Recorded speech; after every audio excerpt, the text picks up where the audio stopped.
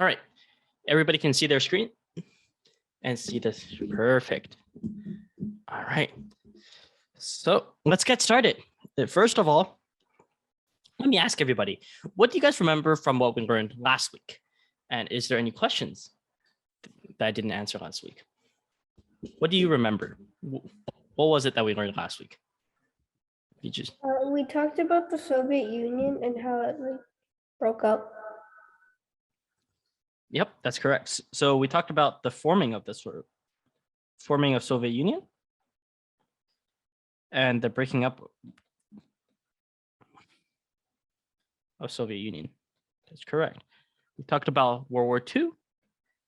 It's how Soviet Union was very crucial to World War II. We also talked about how Soviet Union came to play and what happened, especially with communism, and what happened to the monarch of the Russian Empire before the Soviet Union.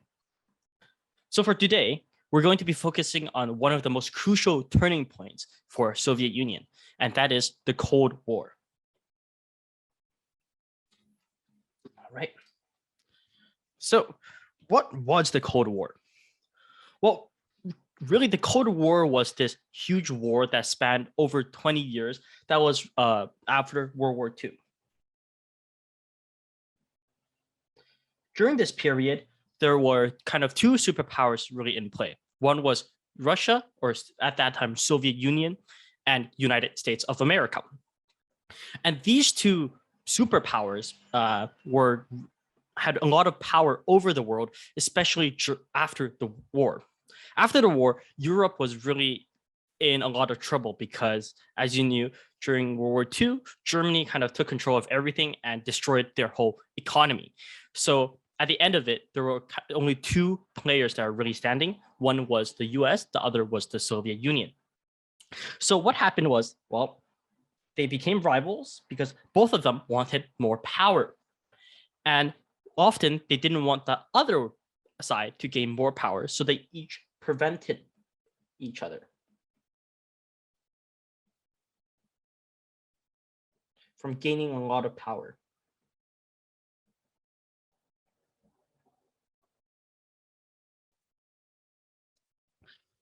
And because of this, there were a lot of tension going on.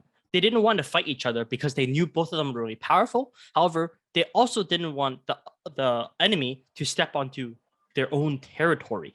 So there was a lot of tension that existed during this time. And of course, tension is a very bad thing because tension during this period, as soon as that tension snaps or breaks, something really bad can happen. And this tension period in history is now what we call the Cold War. All right, any questions about that? Perfect. Let's keep going. So one of the biggest question is, well, why did the Cold War start? Let's see if I can clear my screen. Well, during World War II,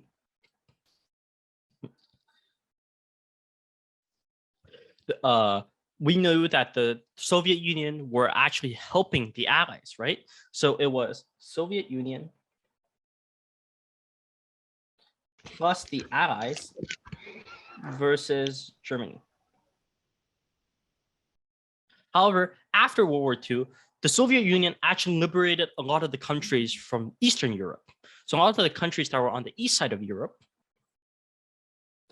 were freed by Soviet Union instead of the Allies. For example, they weren't freed by France or Britain or even the United States or even Canada because they were on the eastern side. So the Soviet Unions were the ones that kind of freed them from Nazi Germany.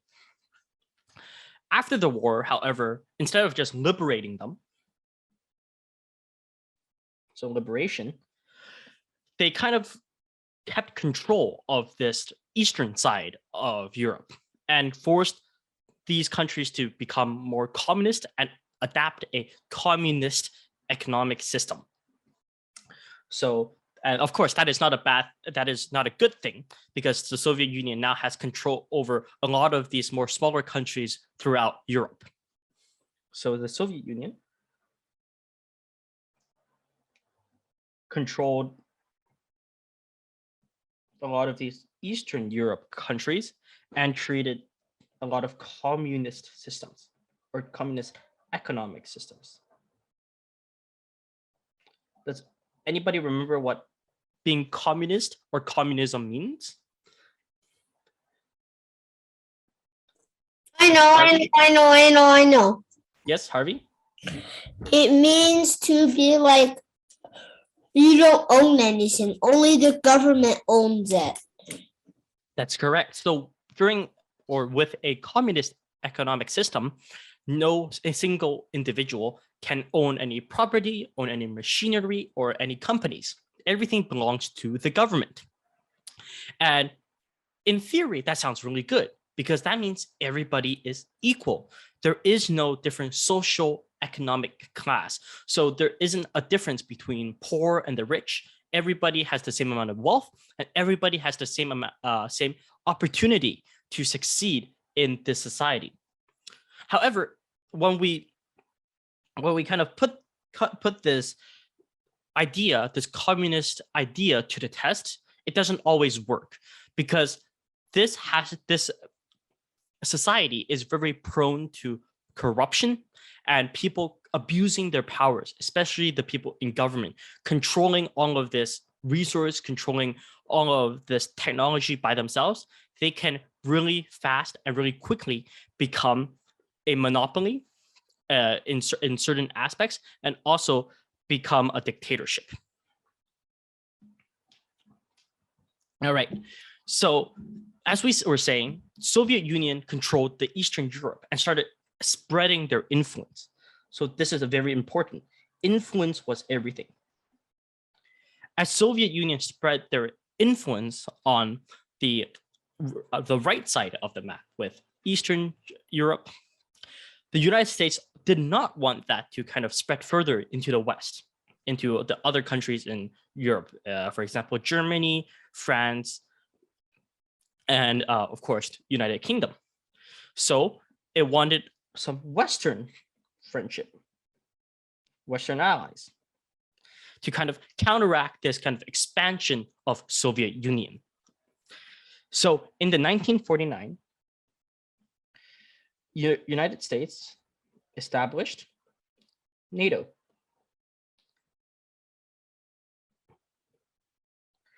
Does anybody remember what NATO stands for?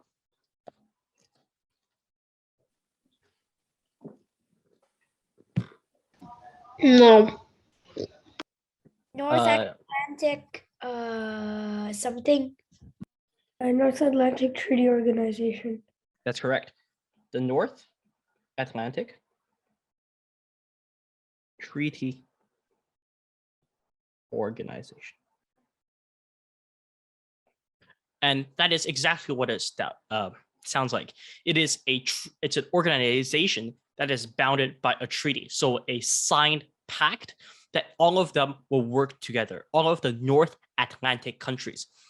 Those countries include Canada, the United States, United Kingdom, of course, Germany, France, and all of these countries that are very crucial to kind of stopping this new advancement of Soviet Union into the Western side of Europe. They wanted to kind of create a same and similar, an even more powerful force to stop Soviet Union from expanding and taking over.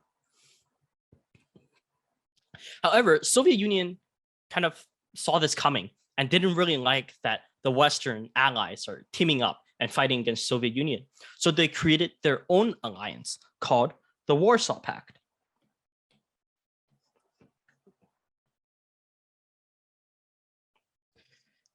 Basically, the Warsaw Pact is a pact and another organization that consisted of all of the countries that Soviet Union liberated and took control of. So mostly their East European allies. So at the end of World War II and the start of this kind of Cold War era and the butting heads of these two superpowers comes these two alliances. NATO, which we still have now, that consists of all of the Western allies, and the Warsaw Pact, which was Soviet Union's version of NATO to kind of counteract NATO's power and influence. Again, influence comes back because influence is everything in war and trying to control economy and control power. All right. Oh, sorry. One thing I did not mention is that the Warsaw Pact came after NATO. So the NATO was established in 1949, while the Warsaw Pact was established in 1955. All right. Any questions on that? I have. Yes, Lyndon? So it's about the Warsaw Pact. So what countries did the pact get into? Good question. So the pact consists of a lot of, again, the East Europe countries. For example, we had Ukraine, we have East Berlin, which was after Germany split up kind of into West and East. We have for example, some of the more what we call the Istan countries. So Uzbekistan, not Afghanistan yet. That was a very big point of contention where kind of US and Russia kind of fought for. So yeah, there are mostly smaller countries that were less influential during World War II. However, because there are so many of them that Germany took over, they became pretty powerful, especially with the help and kind of having Soviet Union taking over. All right, perfect. Let's keep going. So next up, before we continue, there are some terms that I think are very important for us to learn. And let's play a small game first. And let's see if you guys can match the terms to their definition. And if you guys know one of the terms and know one of the definitions for them, can you just raise your hand and then I can pick on you and you can tell me which one you think. Can I just draw? Let me draw because I'm afraid that the screen becomes too messy. No. Right? Let's keep it not drawing for now. All right. So, okay, Ethan, you have one? MAD stands for mutually assured destruction for both sides of the war. Give me a second. I did one. It's like fallout shelter means underground structures. Good job. All right. Give me a second. It's not that messy.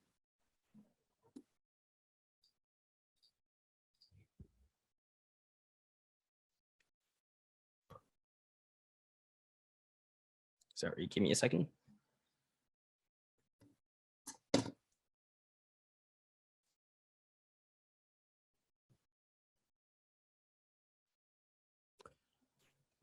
I know another one. Yes, but let's wait for your turn, Harvey. All right. So sorry, Ethan, could you repeat that? So I can draw that. MAD stands for mutually assured destruction for both sides of the war. Perfect. All right. Let's see. Camille, do you have one? Arms race is massive military buildup to gain military superiority. Yes, that is correct. All right. Any other ones?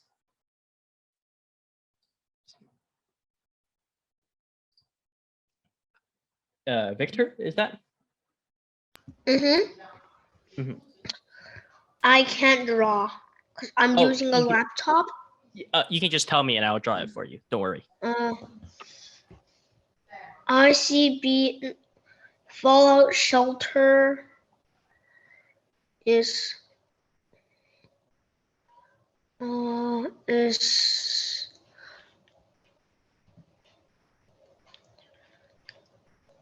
I think it's missiles. You mean like the? No, I already did the fallout shelter, wasn't it? Yes. All right. So we can come back to you, Victor. Let's go to, is that Loretta? Do you have one?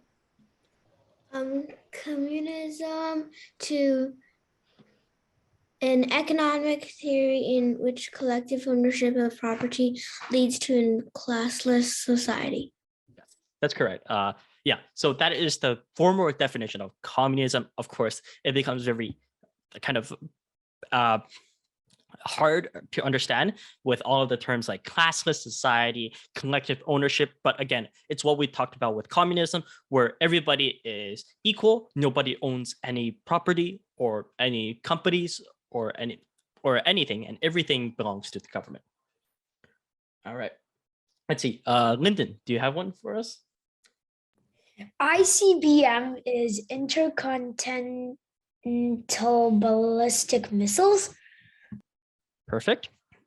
And of course, Harvey did say that fallout shelters are underground structures with supplies to keep people safe from a nuclear attack. All right, so that leaves one, something we call DEFCON. And that stands for the Defense Readiness Condition. And this is a term that is usually followed by a number, which tells the US Army what level of threat that they are facing. So for example, a very minimum threat to the safety of people is what we call DEFCON 5. So we can have DEFCON 5. So that is pretty minimal danger, but still popping up on the radar and important for people to keep a lookout for it. And when it is full on nuclear war or somebody already firing a nuclear missile, that raises all the way up to what we call DEFCON 1. So DEFCON 1 is the most destructive version of DEFCON, where nuclear warheads are already flying or people are already talking about using nuclear missiles. All right. So any questions on any of these terms on the page? Yes, Harvey? Is the higher the DEFCON, the lower the risk? Yes, that's correct. So you basically have DEFCON 1 to 5, 5 being the lowest risk, DEFCON 1 being the highest risk. What if there's like a 0.1? No, so these are kind of made up numbers. So it's usually what the military, the general of the US military thinks that the DEFCON value is. I believe that, yeah, there is no kind of 0.1 that you can go off because it's more of an estimate of what the military thinks the level of threat is. So what is the level of the threat if it's not even a threat? So then they won't announce a DEFCON value, because a DEFCON value is defense readiness, is how ready the military should be on for defense. So if it's not, and on any DEFCON, if it's not big of a threat, they won't announce a DEFCON value. So the highest DEFCON value that we've ever gone to is probably DEFCON 3. And that was mostly during the Cuban Missile Crisis and the attack during 9/11. But however, we're going to talk about those later on. All right, any other questions? Or are we good? All right. Okay, so if there's no more questions, let's continue.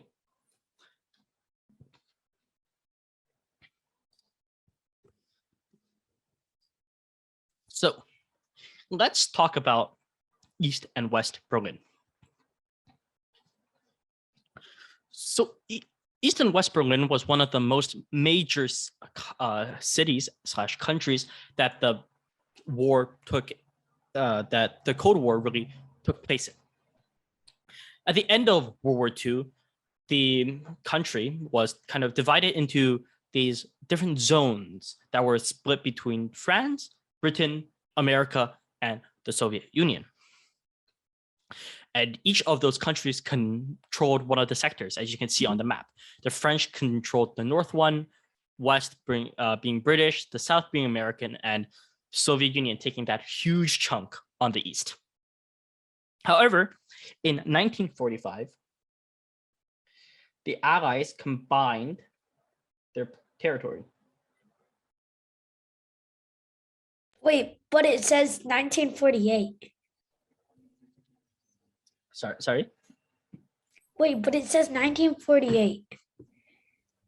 Sorry, yes. So in 1940, the 1948, it was announced that they would combine their zones and combine their territory, creating this West Berlin. But of course, each country still had control, more or less control over their property, and they could have kind of stepped out and took in their sectors out of this combination if they wanted to.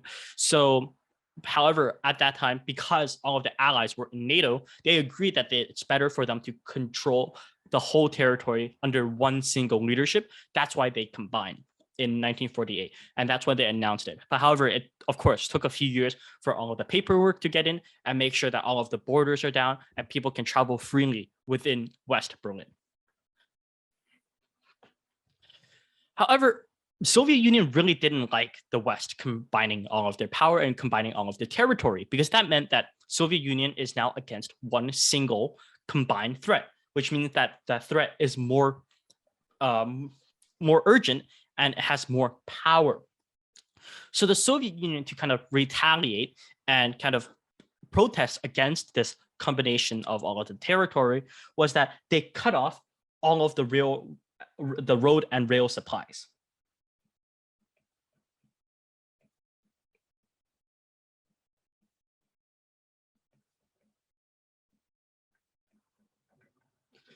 Because most of the railways and all of the roads were built by the Soviet Union. So by cutting them off around Berlin, there was no supplies that were able to be imported into West Berlin, which was a very desperate time. So due to that, the US and Britain had to think of a different way to develop their goods, because you have to remember that they're basically surrounded by the Soviet Union at this point. They had no way to use any of the railway or the roads to get their supplies in. So the one way that they thought of to getting supplies in was to deliver the supplies by airplane. Or, in other words, airdrops. So they were able to bring in supplies from other parts of Europe, for example, Paris in France, London in Britain, or even from the US, if needed, into West Berlin through airdrops and landing planes. This was a very important part of history because it signified kind of this first time where kind of there was direct conflict between Soviet Union and NATO / the Western Allies. This event was called the Berlin Airlift.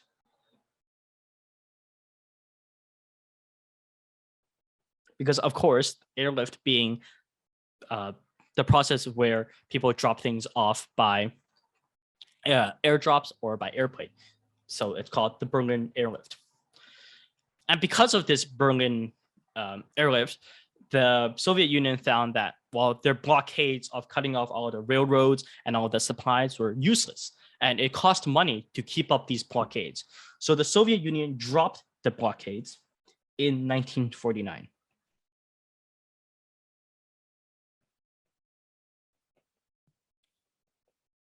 And that kind of ended the Berlin airlift. All right, any questions on that? Oh, everybody pretty clear? Perfect. All right. With that said, let's keep going.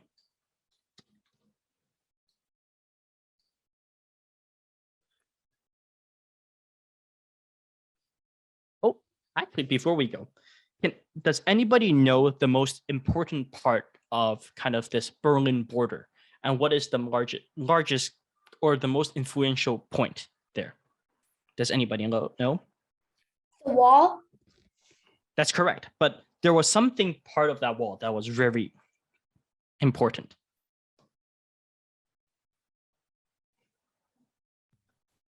I think it was the river.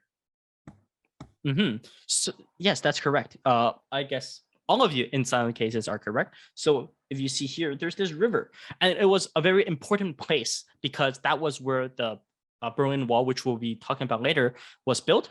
And there was another very important site there called Checkpoint Charlie.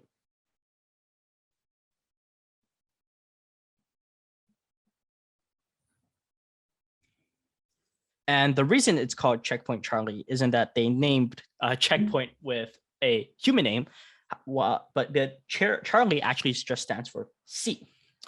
So it actually called Checkpoint C.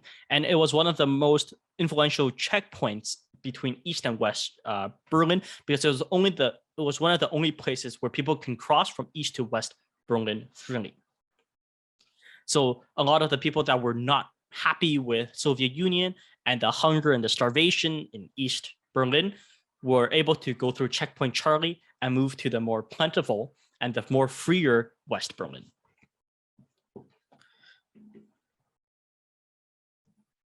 All right, any questions on that?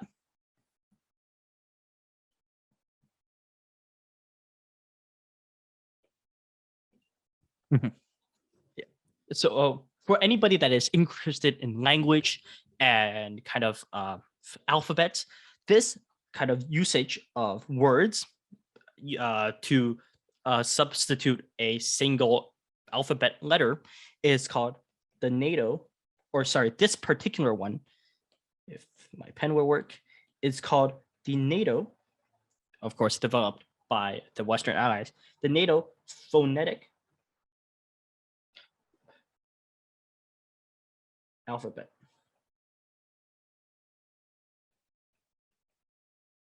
The reason why people use words like Charlie to represent C instead of the word C is to make sure that people don't confuse each of the different letters in the alphabet, because it was very important to have these distinctions, because one wrong letter when you're talking about a word or a phrase can lead to a lot of disastrous results. Because, for example, airplane call signs rely on these letters. So if one wrong letter, you can identify an ally accidentally as an enemy and shoot down your own people by accident. So it was very important for people to be able to pronounce each letter with a word so people understand what they're exactly referring to. All right. So let's keep going. The next part that I believe Lyndon talked about was the Berlin Wall, the wall that was erected between East and West Berlin to kind of separate the Western Allies, NATO, and the Warsaw Pact. The wall was actually built by East Germany or East Berlin, so by the Soviet Unions. I have a question. Yes, is that Victor? Yeah. Does this class end until 20? No, what time is it now? 8:07? Sorry? Does this class end until 8:07? This class goes until 8:30. Oh boy. All right. Okay, so let's keep going. So yeah, so again, the wall, the Berlin Wall was built by East Germany, so also called the East Berlin Wall.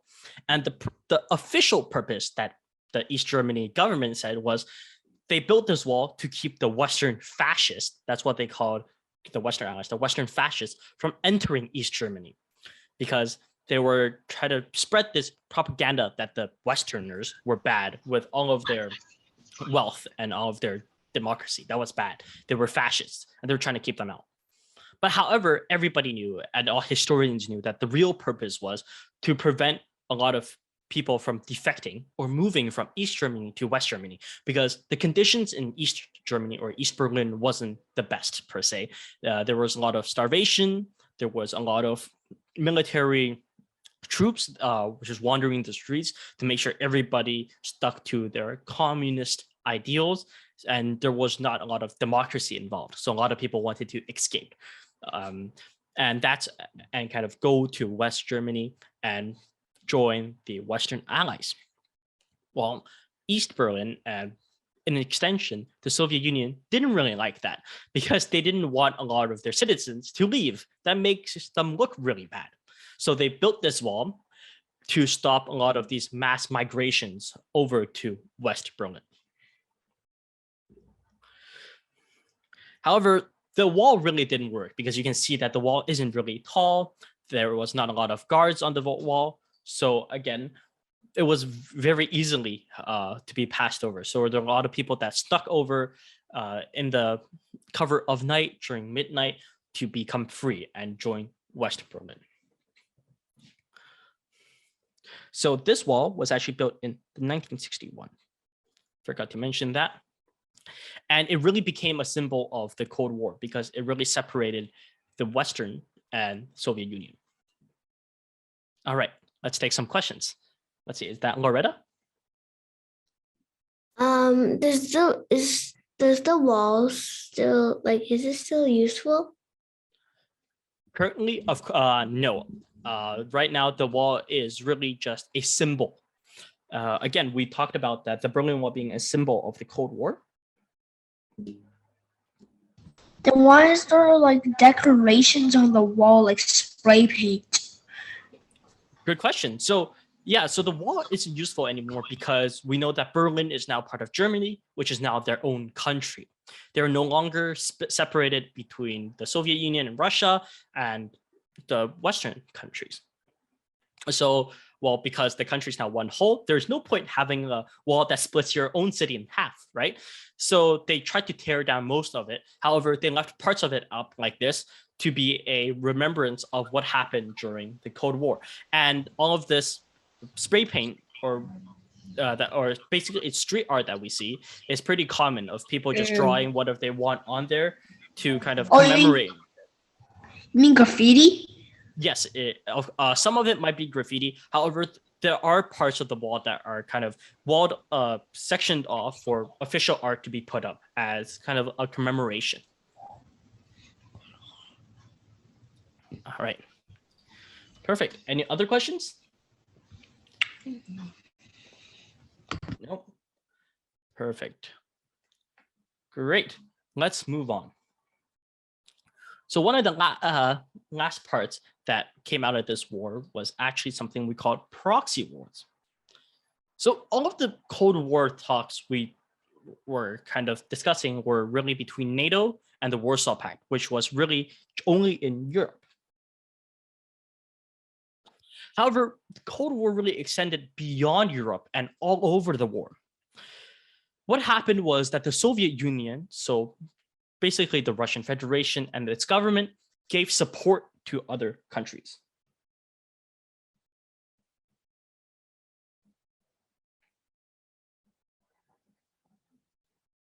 And the most important part was that these other countries and other governments were communist.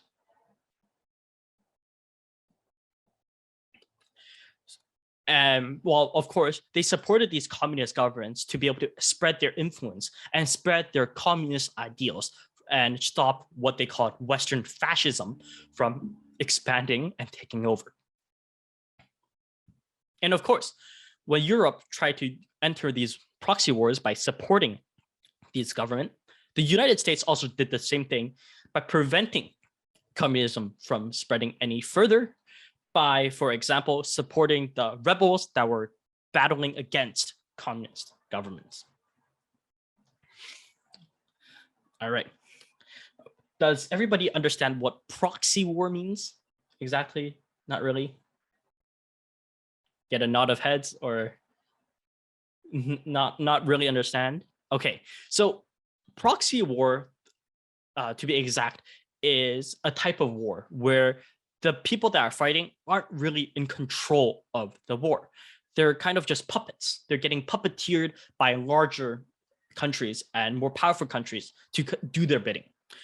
In this example, the larger and the kind of the people in the background controlling everything is the US and the Soviet Union. And one example of the proxy war is in Vietnam, where US helped the southern Vietnam and the rebels to fight against the communist government, while Soviet Union supported the northern government and the communist government to fight back against the rebels.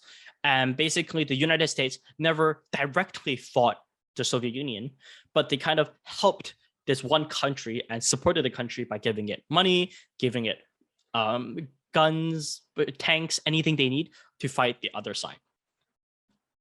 The reason why the proxy war was such a big part of the Cold War was because of the MAD that we talked about before. And of course, MAD stands for mutually assured destruction.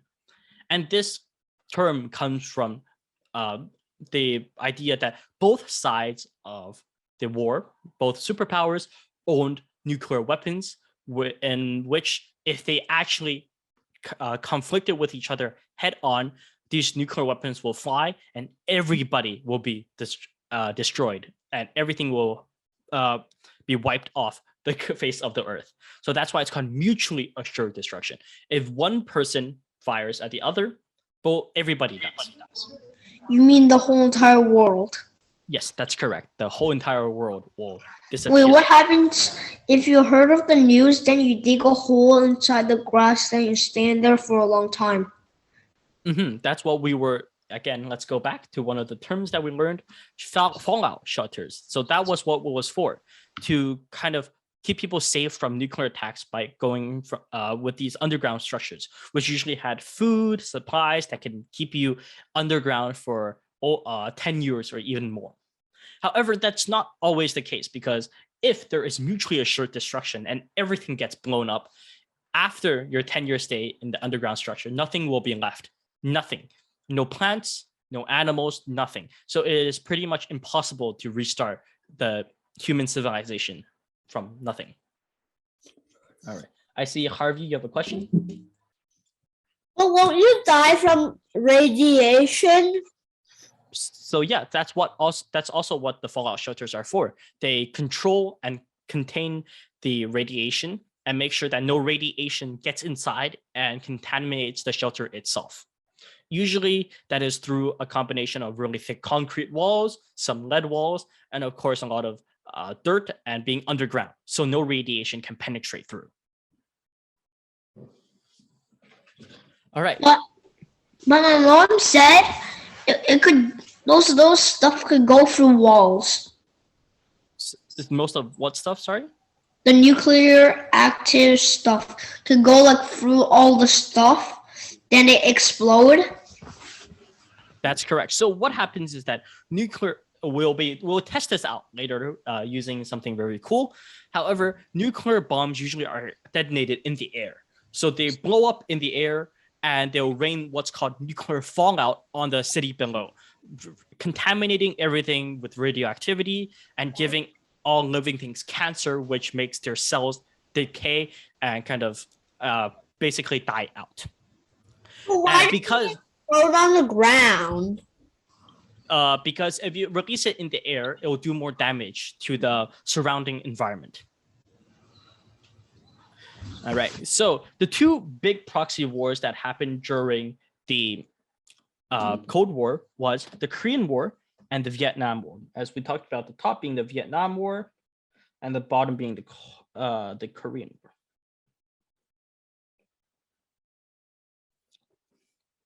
So the Korean War was in the 1950s, as you can see in the timeline, and the Vietnam War lasted a bit longer from the 1960s all the way to 1970s.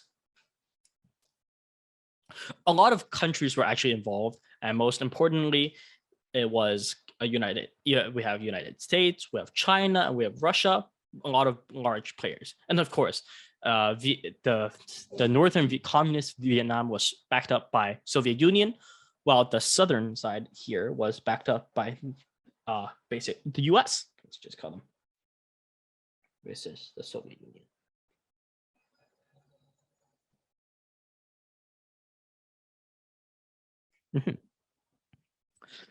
Yeah, and again, this is one example of a proxy war where Soviet Union and US fight without actually fighting each other on each other's land. And again, the Korean War. I'm pretty sure you now know what is kind of the end of the Korean War, what happened.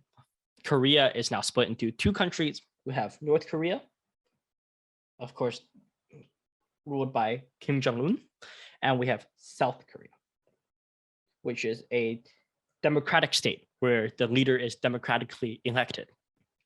And from the interactive map, you can see that at the end, it was kind of a 50-50 split. But however, at the start, you can see that North Korea actually took over really fast and almost completely wiped out South Korea. That's when the US forces came in and kind of pushed them back until there was this steady equilibrium where the US troops and the South Korean troops really couldn't push any further north. So they settled on this line, which, yes, is that Victor? Yeah.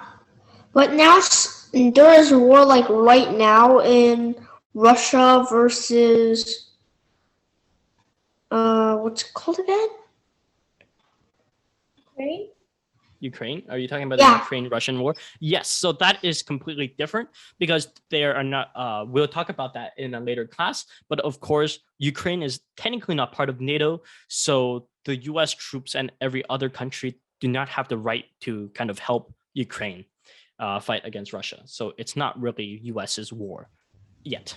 But However, my family told me, no, my friends told me they're gonna drop a bomb, like a nuclear weapon. that is a possibility, but not a really likely possibility, because if, let's say, the Russians drop a nuke on Ukraine, the nuclear fallout will contaminate all of Europe. And if the nuclear fallout hits any of the NATO countries, for example, Poland, then NATO has the right to declare war on Russia, which is very detrimental to Russia, and basically means that Russia can never win. And that also triggers the mutually assured destruction all over Europe. So Europe will be gone. But all right. Let's get another question from Loretta. Does that count as genocide? That is a great question. So of course we'll talk about this in more in detail in a later class, but of course we had President Biden officially now calling what Russia is doing to Ukraine a genocide. But however, the definition of genocide really varies by kind of leader to leader, depending on which side of this war they really want to take. So of course you can see that the Chinese government is being neutral in the stance, not really giving a lot of opinions on the case. And of course, a lot of the Western governments are being very anti-Russian by putting a lot of sanctions, by stopping a lot of Russian exports, and basically stopping the Russian economy from moving or even developing. All right, so let's get back to the Cold War before we moved on to current day wars. So we talked about North Korea and South Korea, where we kind of saw this equilibrium where half of the Korea was democratic, while the north part was unfortunately not liberated and stayed communist under the dictatorship of one person. However, in Vietnam, there was a entirely different story. The Vietnam conflict was actually a pretty long and tough conflict.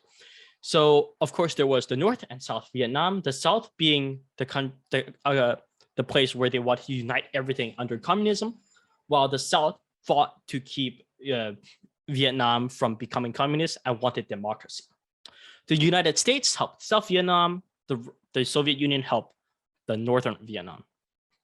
However, this case, the US wasn't successful in creating a democratic country. And the North Vietnam took over and created a communist country. So Vietnam became a communist country.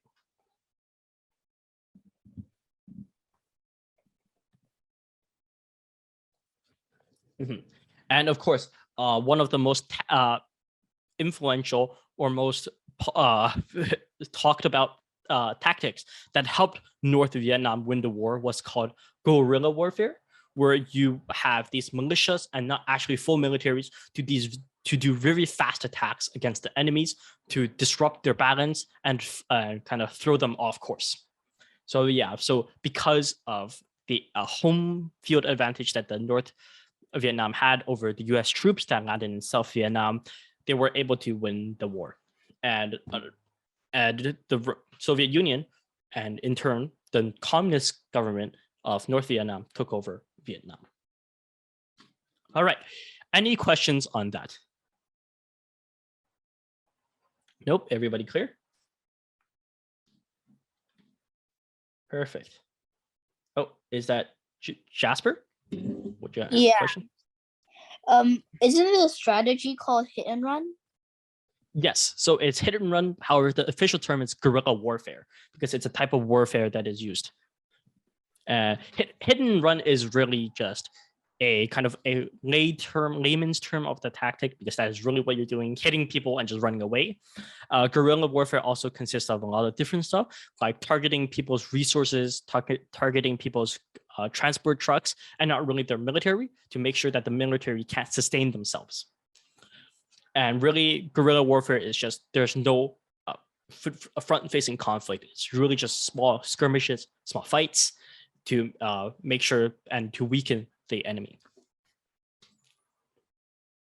All right, let's keep going.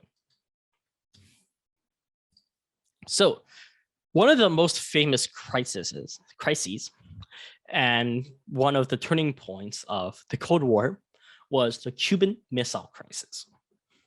So in 1959, a person called Fidel Castro, who is pretty famous, created a communist government in Cuba.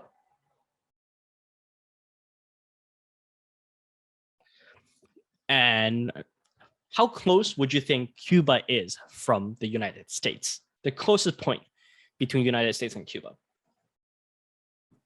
3 kilometers? Close, but not that close? 50 kilometers. Too far, probably. I think that's like enough. 50. A bit further? 1 mile. 5 kilometers. 60 kilometers. 57. 1 mile. No, of course not 1 mile. So the official numbers between, you can see right here, this is called Key West, which is also, of course, in Florida. And between Cuba, this is 90 miles. So really, really close. Basically, if you're a very, very strong swimmer, you can swim from Cuba to the US, but I definitely don't recommend it. That's like 900 meters. Oh no, that is 90,000. That is 100,000 meters if you're going by meters. But of course, it's still pretty close, especially for Soviet Union to be in close contact with the US. That is very, very close and very dangerous. Is Cuba very dangerous? Yes, right now, yes, but for a different reason. Why? There's a lot of drug cartels, so it's very dangerous, and the government really doesn't have a strong control over Cuba. All right, so let's keep going. So again, we were talking about in 1955, Fidel Castro created the communist government. And in 1962, the US, through reconnaissance planes, they found nuclear missiles, or a lot of or just missiles in general, on Cuba, placed there by the Soviet Union, which is very terrifying, because you have to think there's just 90 miles off the coast in your country, there is nuclear weapons that your enemies has put there to kind of threaten you. So in 1962, after spotting the nuclear missiles, the United States, of course, cut off the supplies to the island. And that was one of the most tense periods of the Cold War. It lasted only about a week. But during that week was very, very tense. A lot of intensity, because nobody knew what was going to happen. The US was very, very, very scared that these nuclear missiles are too close to their home country. But the Russians also didn't want to back off, because they wanted to have nuclear weapons this close. So while Soviet Union had missiles in Cuba, US was actually moving missiles also closer to the Russian border. And people thought that mutually assured destruction was going to happen. But fortunately, however, after a few days, the Soviet Union agreed to remove the weapons. I have a question. Yes, later, please. So after removing these weapons, of course, people think that this is a complete win for the United States because they won the stalemate.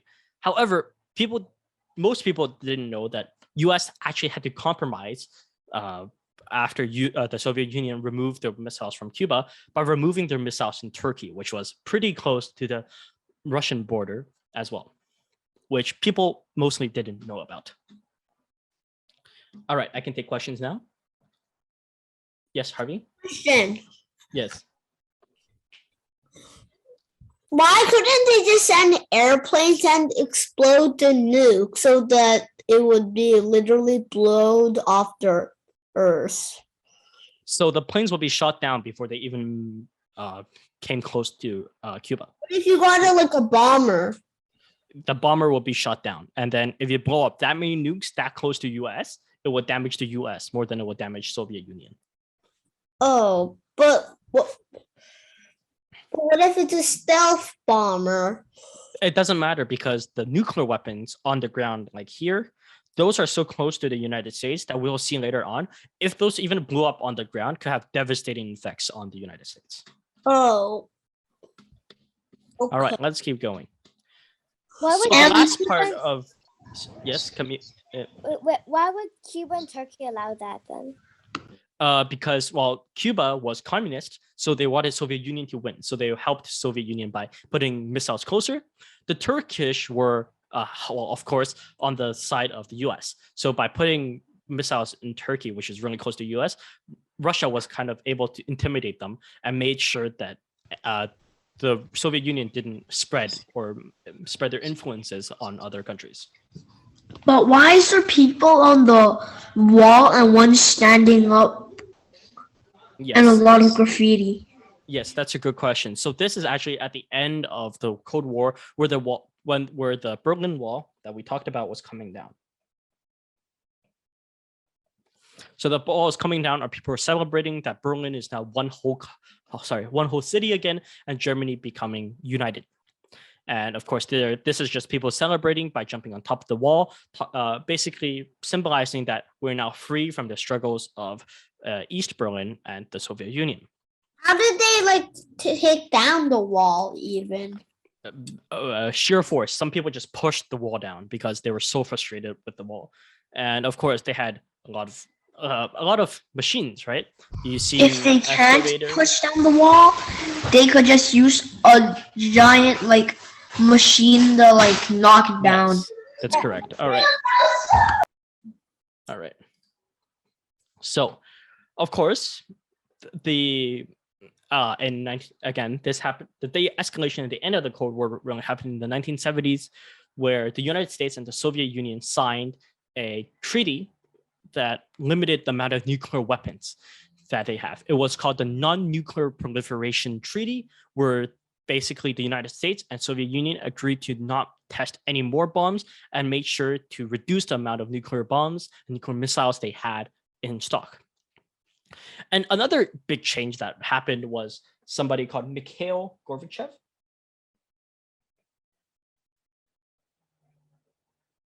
Sorry, that's it. Oh.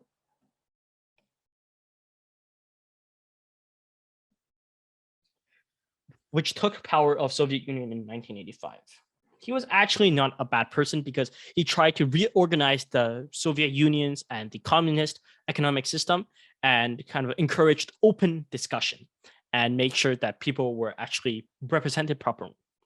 And of course, in 1989, the Berlin Wall was torn down as the Soviet Union fell. The Warsaw Pact, which was the allies of the Soviet Union, dissolved and concluded in 1991.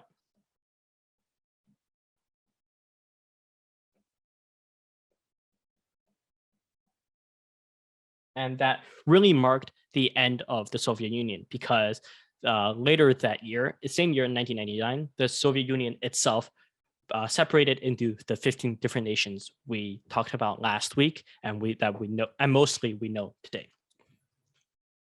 However, the countries that were post-Soviet Union were still pretty much communist because most of them had already communist government set up. So not a lot of changes happened, but it was better than having this one huge Soviet Union. All right, any questions?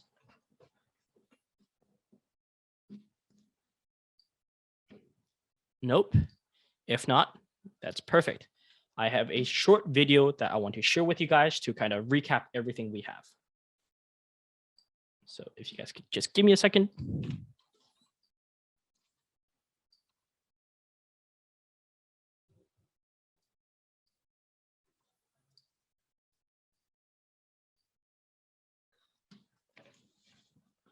Do you guys like that? Yeah, can you give me the link in the chat? Can you Sorry? give me the link in the chat? Sure. I can give you the link for that. Here in the chat is that link of that video if you guys want to watch it by yourself. And of course, that is the end of my presentation on my class. And I do have a question for you guys. You guys can pick. So we have time for either a Kahoot or we can play with something called a nuke map, which we can test out. Wait, Sorry? can you send a nuke map? I think I heard of it, but can you put it in the link? Sure. Or I can play with it? So we can have a choice. Do you guys want to play with the nuke map or do you guys want to do a Kahoot? Nuke map. Kahoot. Kahoot. Kahoot? Nuke map. Yeah. Kahoot. Kahoot. Kahoot. All right. So Great job, Bob? Great job, everybody. So that's end of the class for this week. And yeah, thanks everybody for coming. I'll see you guys next week. See you next week. All right. See you next Bye, everyone. week. Bye. See you next week. See you Thanks next everyone for week. coming. See you next week.